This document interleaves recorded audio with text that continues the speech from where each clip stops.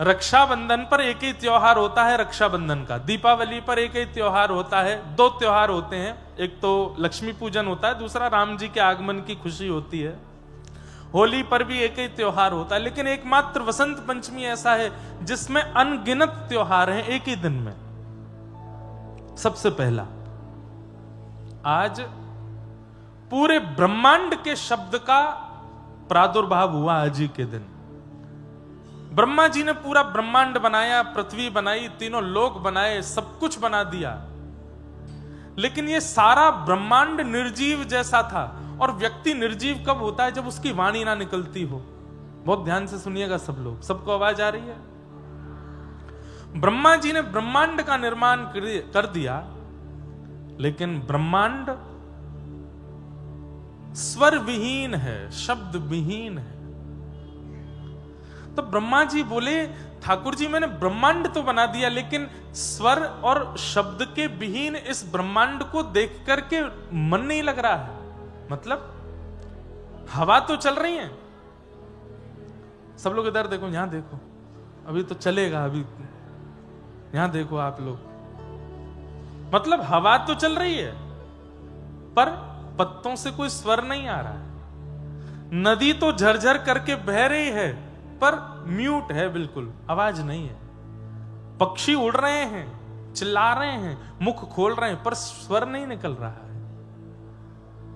तब ब्रह्मांड जी सुनसान ब्रह्मांड को देख करके पूरी नगरी इतनी सुंदर बनाई। अब आप खुद सोचो, कहीं झरने के पास जाओ और वो झरने से खूब सुंदर जल गिरता हो, लेकिन साइलेंट हो, आवाज ना आती हो, उस झरने का आधा सुख तो वहीं खत्म हो जाता है।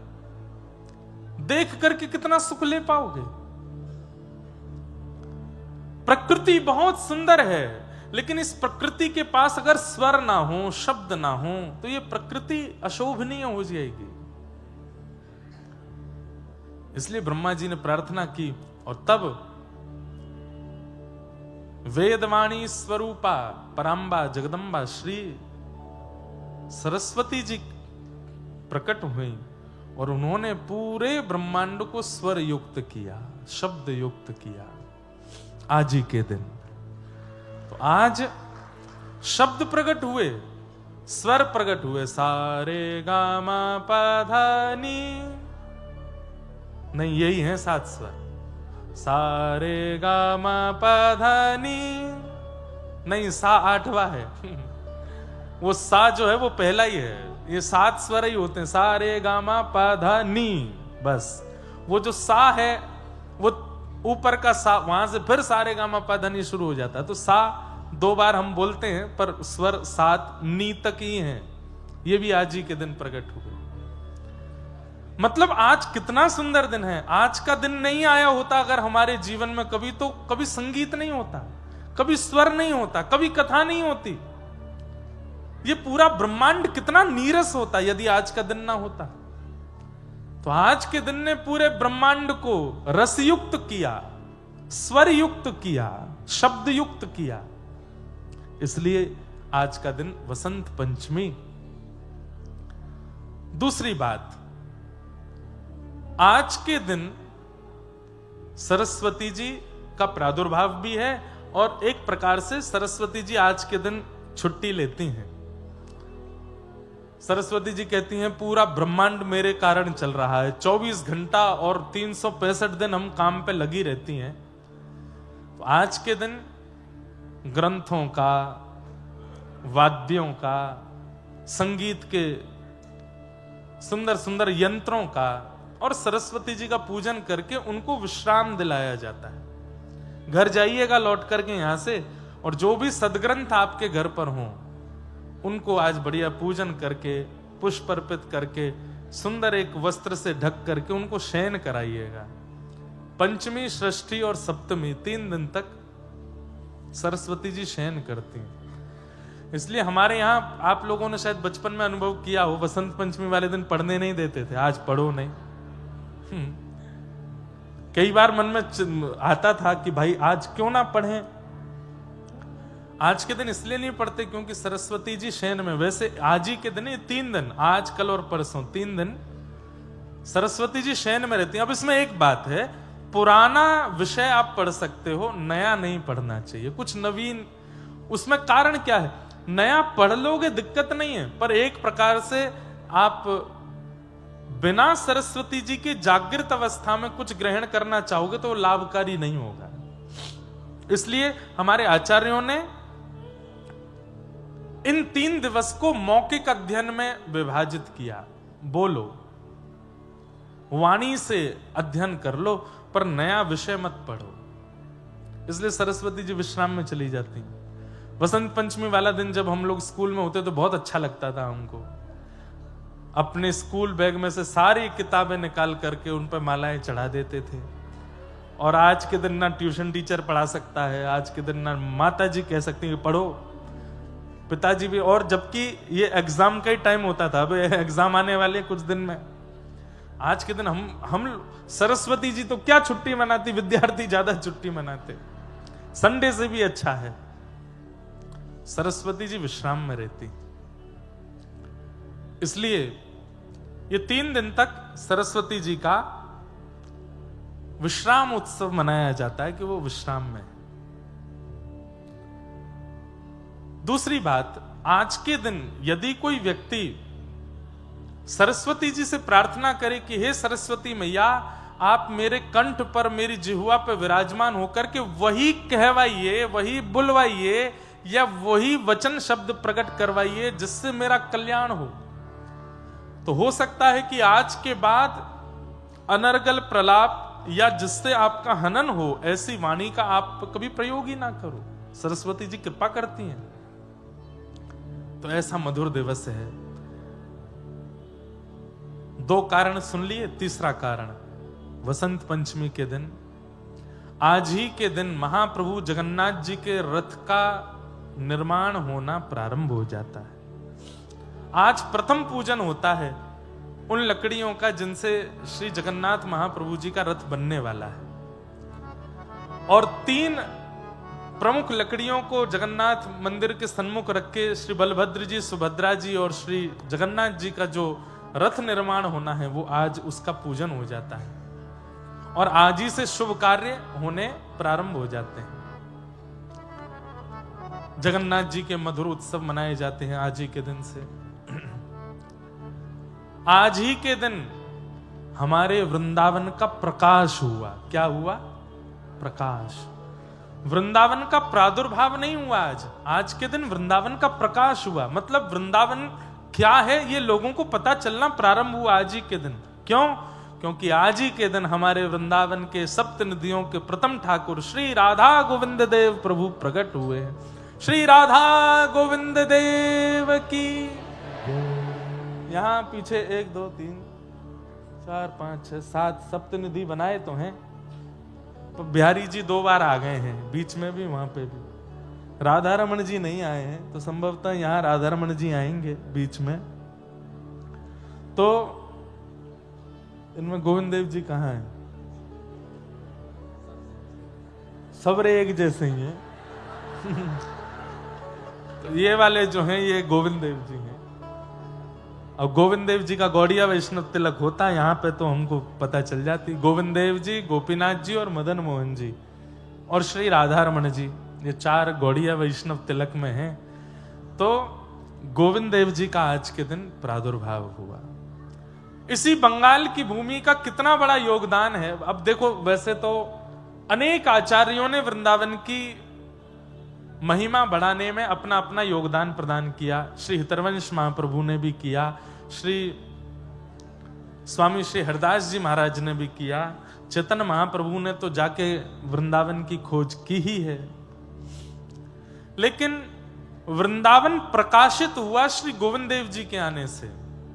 बहुत ध्यान से सुनिएगा सब लोग। हमारे वृंदावन के सप्त नदियों में सबसे पहले ठाकुर यदि वृंदावन में प्रकट हुए तो वो गोविंद देव प्रकट हुए।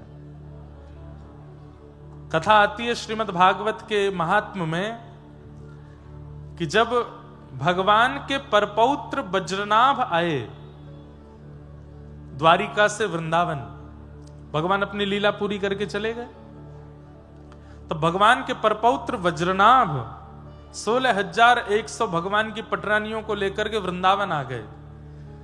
वे रानियां इतनी व्याकुल रहती थीं कृष्ण विरह में। तब वज्रनाभ ने विचार किया, मैं क्या करूं जिससे मेरी माताओं का शोक दूर हो। ये 24 घंटे ठाकुर जी को याद करती रहती हैं।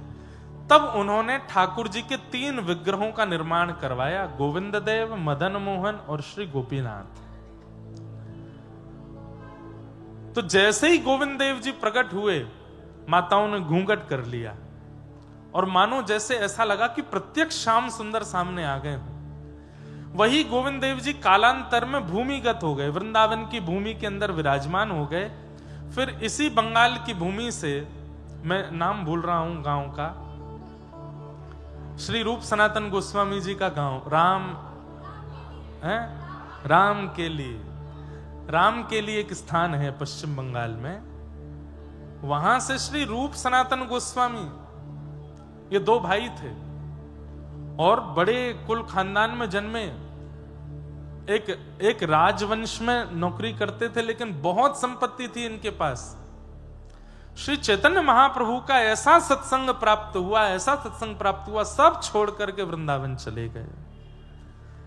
तब श्री रूप गोस्वामी पाद, उन्होंने यमुना तट पर बैठ करके ऐसा भजन किया कि एक दिन रात्रि स्वप्न में छोटे से ग्वारिया बनकर के ठाकुर जी चित्त में आ गए और आकर के मानो इनको स्वप्न में लेकर के गए एक मिट्टी के टीले के ऊपर, और जाकर के मानो आज्ञा करी, मैं यहीं बैठा हूं, मुंह को यहां से निकारो। तब आप सुबह उठ करके उस मिट्टी के टीले को खोजने लगे।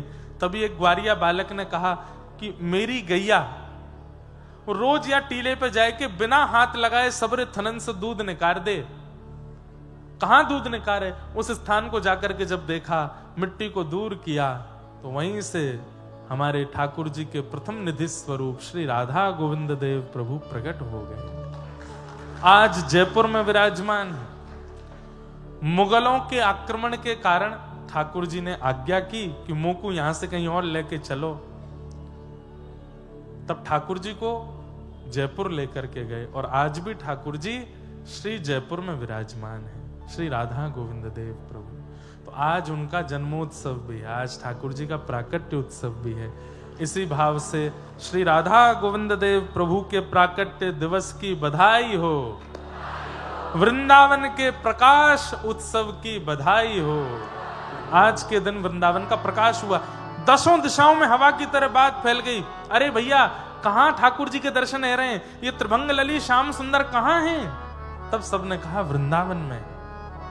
तब लोग बागों ने वृंदावन ढूंढ ढूंढ के जाना शुरू किया और श्री राधा गोविंद देव प्रभु के दर्शन किए। तो आज के दिन वृंदावन का प्रकाश हुआ।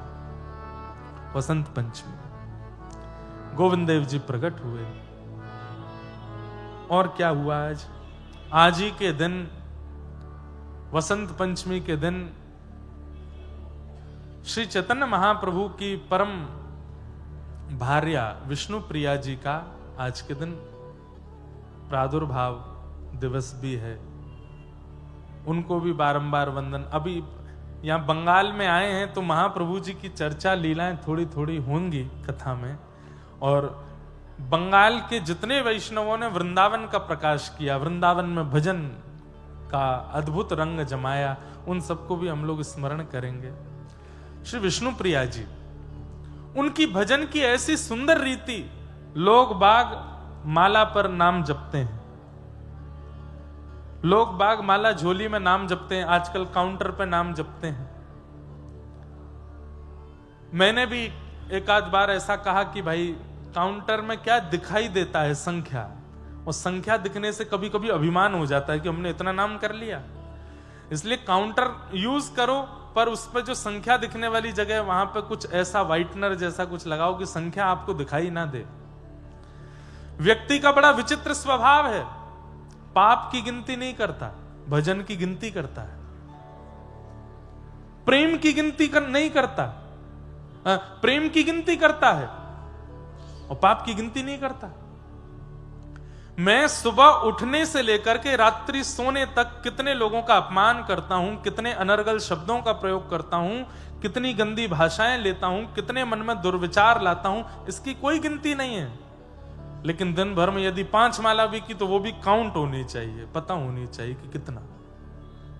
नहीं, काउंटर रखी है हाथ में, लेकिन जब जब क्रोध करो तब तब बटन दबाओ, जब जब किसी के साथ कुछ गलत व्यवहार करो बटन दबाओ, जब किसी का अधिकार छीनो तब बटन दबाओ, किसी के हृदय को ठेस पहुंचाओ तब बटन दबाओ, और रात्रि सोने से पहले एक बार उस काउंटर को देखो। नींद नहीं आएगी आपको रात्रि में।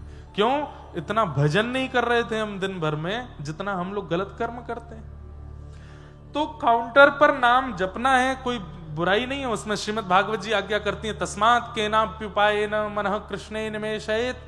किसी भी उपाय से सही भजन बनना चाहिए, हम उसका विरोध नहीं करते। लेकिन आज जिनका प्रादुर्भाव दिवस है, ऐसी विष्णु प्रिया जी, चैतन्य महाप्रभु की अर्धांगिनी, उनकी भजन की रीति सुनेंगे तो आप लोगों के हो सकता है नेत्र सजल हो जाए। क्या करती हैं महाप्रभु जी? तो सब छोड़ करके जगन्नाथपुरी चले गए। कथा सबको पता होगी कि महाप्रभु जी तो वृंदावन जाना चाहते थे, लेकिन मां की आज्ञा थी कि वृंदावन बहुत दूर है बंगाल से, ऐसी जगह चले जाओ कि कल को अगर मेरे अंतिम समय का क्षण आवे तो तुमको आने में विलंब ना हो। जगन्नाथपुरी भी वृंदावन है, वहां चले जाओ। तो महाप्रभु जी जगन्नाथपुरी चले गए। तब उनकी पत्नी घर छोड़ करके नहीं गई, महाप्रभु जी की अनुपस्थिति में घर का ध्यान रखती हैं, उनकी मां का ध्यान रखती हैं। घर पर नित्य संत आते हैं, वैष्णव आते हैं, ब्राह्मण आते हैं, सबको प्रसाद पवाने की क्रिया करती हैं। लेकिन उनकी भजन की रीति कैसी? आज जितना अन्न घर में बनना है, और बंगाल में प्रथा है कि पूर्ण अन्न चावल है, चावल ही ज्यादा पाते हैं, दाल भात। महाप्रभु जी की भार्या वो एक पात्र में आज जितने चावल बनने उतने चावल के दाने रखती हैं, और प्रत्येक चावल को उठाती हैं और नाम जप करती हैं, और उसको दूसरे पात्र में धरती जाती हैं, जब तक संपूर्ण चावल जो आज बन। कितने लोगों का प्रसाद बनना है? सैकड़ों तो महात्मा आने वाले हैं, सैकड़ों वैष्णव आने वाले हैं, ठाकुर जी की भोग प्रसादी बनने वाली है। कोई 2-4 मुट्ठी चावल नहीं, परात भर के चावल होती थी। एक एक दाने को उठा करके ठाकुर जी का नाम गुणगान करते हुए उन चावलों पर नाम जप करती, फिर उन चावलों को धो करके सिद्ध करके ठाकुर जी को प्रसाद पवाती। ठाकुर जी के प्रसाद के बाद ठाकुर जी का भोग संतों में वितरण करवाती, माता जी को पवाती, सबको पवाने के बाद जो शेष बचता वो स्वयं पाती। ऐसा भजन विष्णु प्रिया जी का। हम कर सकते हैं ऐसा? यहां 16 माला हमारी रोज हो जाती हैं तो हम लोग इंसान को इंसान नहीं समझते, वो असुर बन जाता है हमारे लिए। हम सबसे श्रेष्ठ हैं क्योंकि 16 माला हमारी रोज हो रही हैं। और यहां असंख्य अन्न के दाने, भात के दाने, चावल के दानों पर नाम जप करके पूरे विश्व को पवाने वाली ऐसी विष्णु प्रिया जी इसी बंगाल की भूमि पर आज के दिन प्रकट हुआ। वसंत पंचमी। कम से कम जितनी रोटी हम पाते हैं, उत्तर भारत के लोगों के लिए तो थोड़ा इजी हो जाएगा क्योंकि वहां रोटी पाते हैं। जितनी रोटी पाते हैं, प्रत्येक रोटी पर कम से कम आपको 10 माला तो करनी चाहिए ठाकुर जी के नाम की। काउंटिंग करो सुबह से शाम तक, सुबह नाश्ता से लेकर रात्रि तक कितना पाते हैं आप लोग, और उतने का आंकड़ा लगा करके उतना भजन तो बनना ही चाहिए। तो ही वो अन्न आपकी बुद्धि सुधारेगा, मन सुधारेगा, नहीं तो विकृत करने में कोई कसर नहीं छोड़ेगा। बंगाल के लोगों के लिए कठिन इसलिए हो जाएगा, उनको तो एक एक दाना गिनना पड़ेगा। यहां तो भात खाते हैं और उतना ही भात खाओ जितना भजन बने आपसे। लेकिन उसमें ऐसा कर सकते हो आप कि भात दाल के साथ मिला लो तो छोटे छोटे लड्डू बन जाएंगे। कम से कम उनके अब ज्यादा पाते हैं तो 108 लड्डू बनाओ, प्रत्येक लड्डू को पाते समय ठाकुर जी का स्मरण करो। वो अन्न मन को विकृत नहीं, ये जैसा होवे अन्न वैसा होवे मन, वो वाली बात जो है। जब अन्न ही साक्षात जगन्नाथ हो गए हैं, जब अन्न ही साक्षात महाप्रभु जी का अरे वो अन्न नहीं रहेगा, वो प्रसाद नहीं रहेगा, वो महाप्रसाद हो जाएगा। और महाप्रसादे गोविंदे, महाप्रसाद गोविंद का स्वरूप हो जाता है। वो बुद्धि विकृत नहीं करता, बुद्धि को श्रेष्ठ बनाता है। तो आज विष्णु प्रिया माता जी का भी प्रादुर्भाव दिवस, और आज वसंत पंचमी के दिन उत्सव तो बहुत सारे हैं, लेकिन आज ही के दिन हमारे ब्रजमंडल में होली शुरू हो जाती है। बोलो होली के रसिया की। आज के दिन ठाकुर जी की होली शुरू होती है। एक रसिया गा देते हैं और आज एक रसिया गा करके कथा को प्रारंभ करते हैं। ये पहली कथा ही होगी जहां रसिया से कथा शुरू हो रही है। रसिया हमारे ब्रज में गायो करें। ओ एफ ले लो। सब लोग बैठे बैठे ही गाइएगा। रसिया समझते हैं ना, व्रज की पारंपरिक जो गायन शैली है, जो स्वयं ठाकुर जी गाते हैं, उसको रसिया कहते हैं। नित्य आयो कर, हो नित्य आयो कर, हो रसिया को मोहल्ला न्यारो री। रसिया को, रसिया को मोहल्ला,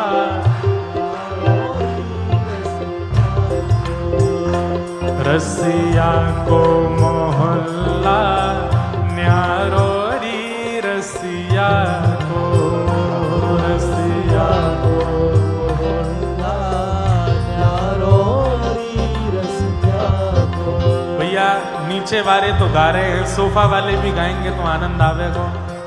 करताल बजा के आज वसंत पंचमी है। हमारे लाल जी को गुलाल लगायो है पहली बार।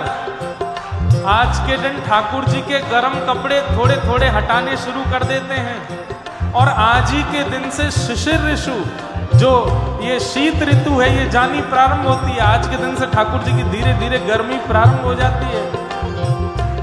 यहीं बंगाल में बैठे बैठे गा करके मानो ठाकुर जी के गालन पर नए गुलाल लगाओ। रसिया को, हाँ रसिया को, ओ रसिया को मोहल्ला न्यारो री। रसिया को, रसिया को न्यारो री। रसिया को। अरे हारे रसिया को, हमें रसिया को, अरे रसिया को, हमें रसिया को मोहल्ला न्यारो री। रसिया को, रसिया को मोहल्ला न्यारो री। रसिया को, रसिया को न्यारो री। ब्रज भाषा में है, समझ में आ रही है? अरे बंगाल वासियों बूझते पारो, ब्रज भाषा बूझते पारो तो फिर गाओ पारो। क्या बोलेंगे? गाओ भी। बंगला में कैसे बोलेंगे? गाओ साथ में, गाओ गाओ। हे रसिया को मोहल्ला न्यारो री। रसिया को, रसिया को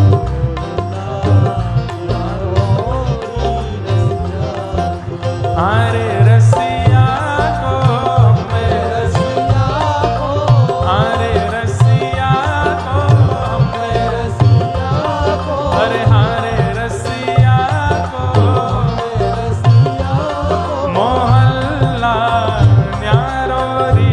रसिया को, रसिया को मोहल्ला न्यारो री। रसिया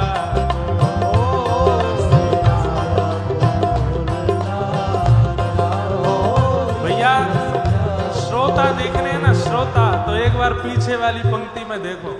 ये देखो क्या आनंद में झूम रहे हैं सब रे। बलहोरी के रसिया।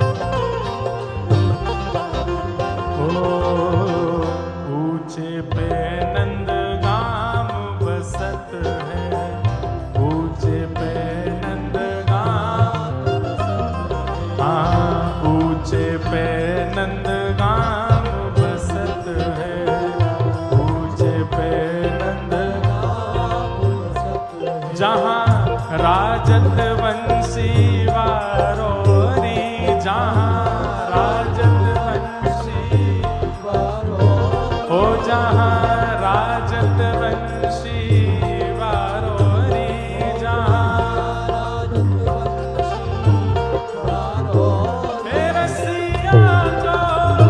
रसिया को मोहल्ला न्यारोरी, रसिया को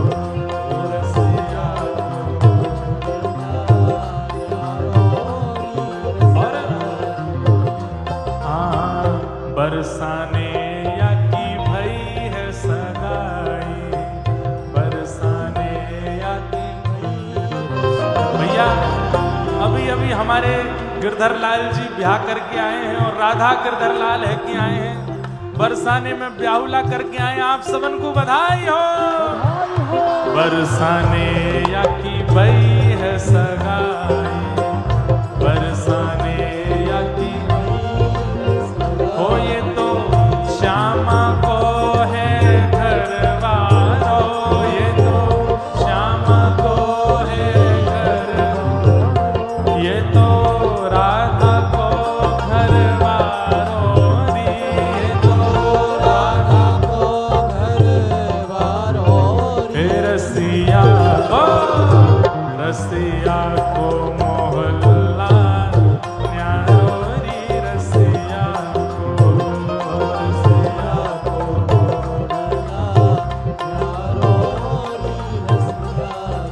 हरे रसिया को,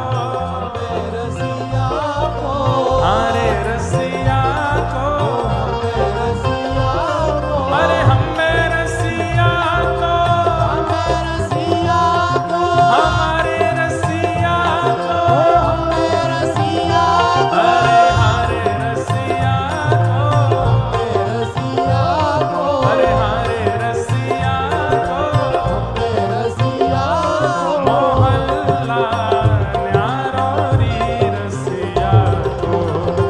रसिया को मोहल्ला न्यारोरी, रसिया को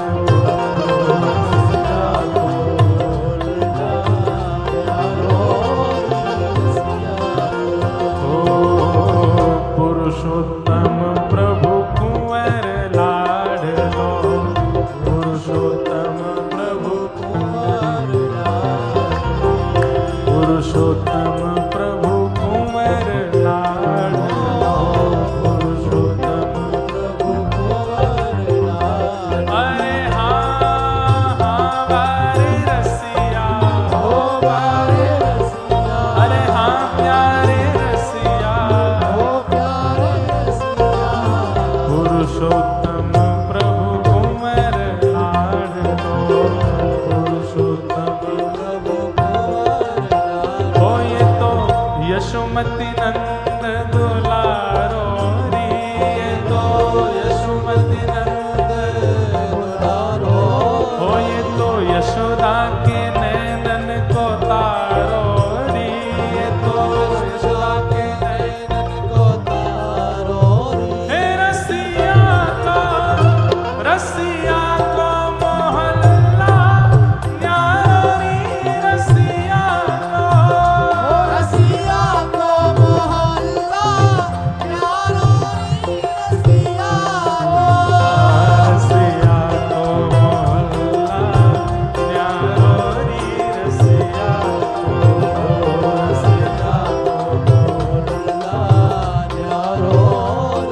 अरे होरी रे रसिया मरी जोरी रे रसिया, हाँ होरी रे रसिया मरी जोरी रे रसिया, हे आज भी रंज में होली रे रसिया, आज भी रंज में होली रे रसिया, हे आज भी रंज में होली रे रसिया, आज भी रंज में होली रे रसिया, नंदगांव के कुंवर कन्हैया, नंदगांव के कुंवर कन्हैया, और बरसाने की राधा गोरी रे रसिया, बरसाने की राधा गोरी, हाँ बरसाने की राधा गोरी रे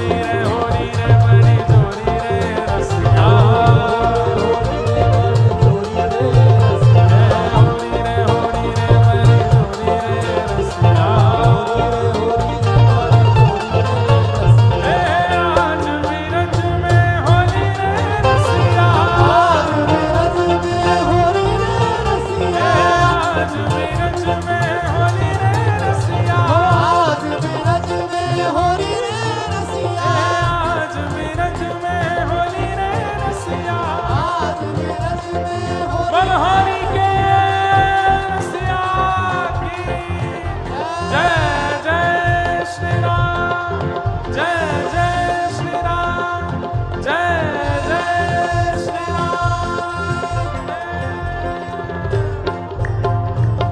बधाई हो, बधाई हो, बधाई हो। तो इस प्रकार से आज के दिन से हमारे व्रजमंडल में फागुन की बौछार शुरू हो जाती हैं। ठाकुर जी को रंग लगाना प्रारंभ है जाए और हमारे व्रज की परंपरा में आज से ढप बजने शुरू हो जाते हैं। ठाकुर जी के महल में, भवन में ढप बजते हैं। बाजन लागेरी ढप आज बाजन लागेरी। आप कहेंगे महाराज जी आज से क्यों शुरू हो गया? 40 दिन की होली होती है व्रजमंडल में। कितने दिन की?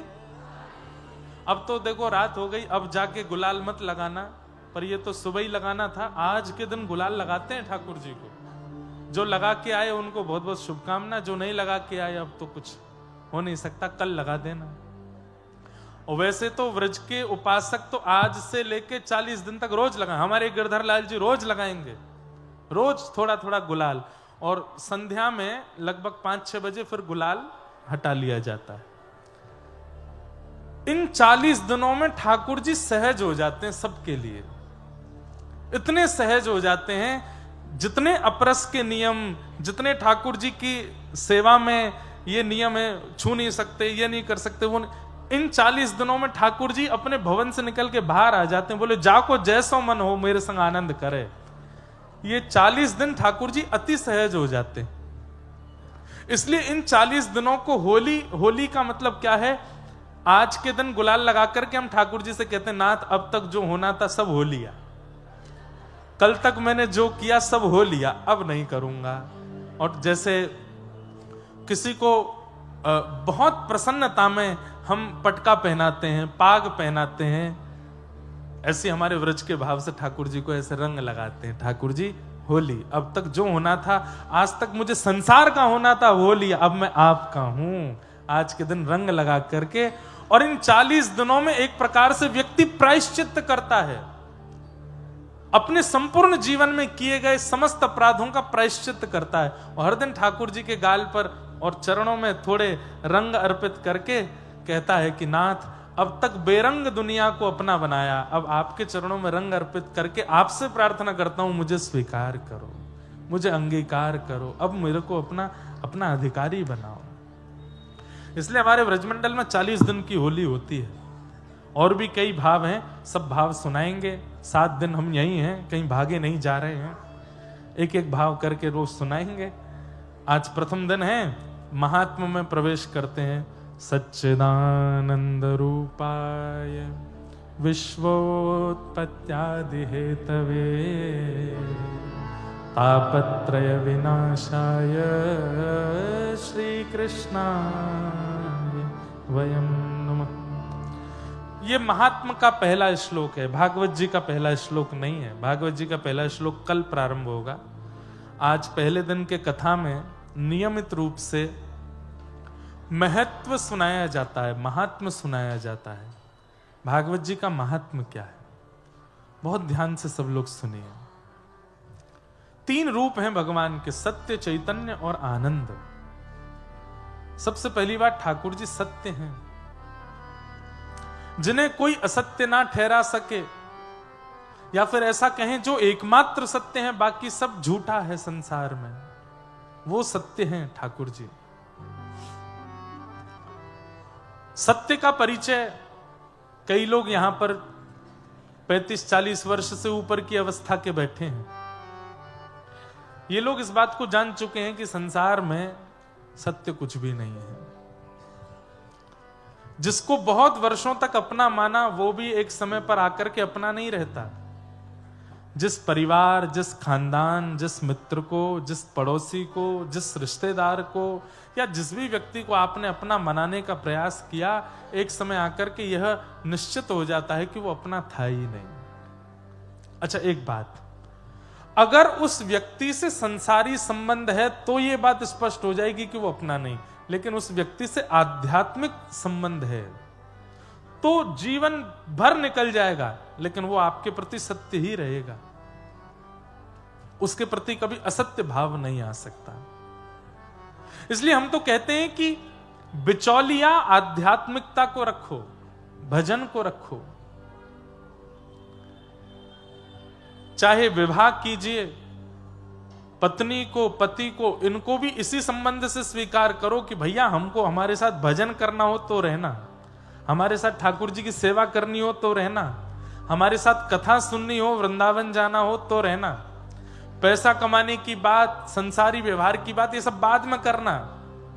जितने युवा भाई बहन बैठे हैं, पहली बार में जिससे विवाह करने का, संबंध बनाने का भाव प्रस्तावित घर वाले कर दें कि इससे विवाह करना है, सबसे पहले उससे इन्हीं बातों को क्लियर कर लो।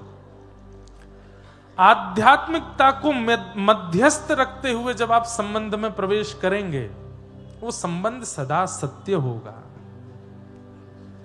लेकिन जहां पर मध्यस्थता धन है, संसारी इच्छाएं हैं, घूमना फिरना, व्यसन करना आदि आदि है, तो वहां असत्यता का अनुभव तो होगा।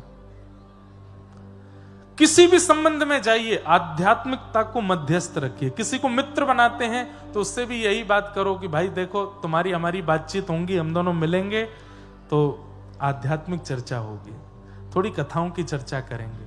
कभी तुम मुझे कोई चरित्र सुनाओ तो वो कहे भैया मुझसे नहीं होगा, तो फिर बहुत अच्छा है ना, ऐसे मित्र से दूरी बना के रखो, जो नहीं कर सकता उससे दूर रहो। आपकी आध्यात्मिक की बातें सुनकर के कोई लड़का या कोई लड़की मना कर दे कि भाई मैं ब्याह नहीं कर पाऊंगी, ये इतना मुझसे नहीं होगा, तो अच्छी बात है ना, ठाकुर जी रक्षा कर रहे हैं आपकी, मत करो उससे विवाह। इन्हीं संबंधों से आध्यात्मिकता को मध्यस्थ रखते हुए संतान की कामना रखो कि हे नाथ, हमें पुत्र हो चाहे पुत्री हो, वो भी हमें इसी भाव से प्राप्त हो कि वो कालांतर में चल करके आपका भजन करे, आपकी कथा सुने, आपके सेवा में रत रहे। भैया आज के आधुनिक भारत में और आधुनिक वर्ल्ड में एक बात मैं आपको कह दूं, मेरी बात बहुत ध्यान से सुनिएगा। पहले माता पिताओं की चिंता होती थी कि बालक पढ़ लिख करके कुछ बन जाए, पहले माता पिताओं की चिंता होती थी इसकी जॉब लग जाए, इसकी नौकरी लग जाए, अच्छा कमाने खाने वाला हो जाए, घर बना ले, अपना परिवार सेटलमेंट कर ले। पर अब इतना आधुनिक संसार हो गया है कि भूखा कोई नहीं रहने वाला है। अनपढ़ गंवार भी कुछ ना कुछ कमा खा लेगा।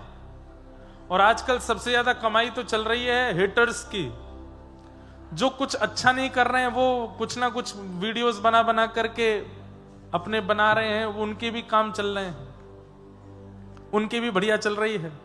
बल्कि क्या बताएं, अनर्गल तरीके से अपने वीडियोस को बना के डालने वाले लोगों के घर बन गए, गाड़ियां आ गई घरों में, पढ़े लिखे नहीं है, बिल्कुल अंगूठा छाप हैं, स्कूल में एक बार भी पासिंग मार्क्स भी नहीं आए उनके, लेकिन खूब कमा रहे हैं। तो आजकल कमाई करना, घर बना लेना, एक प्रतिष्ठित हो जाना कोई बहुत बड़ी बात नहीं है, सब हो रहे हैं। लेकिन शुद्ध रहना, सात्विक होना, आध्यात्मिक होना, भक्त होना, भगवत संबंध की भावना चित्त में होना, यह होना बहुत मुश्किल हो गया है।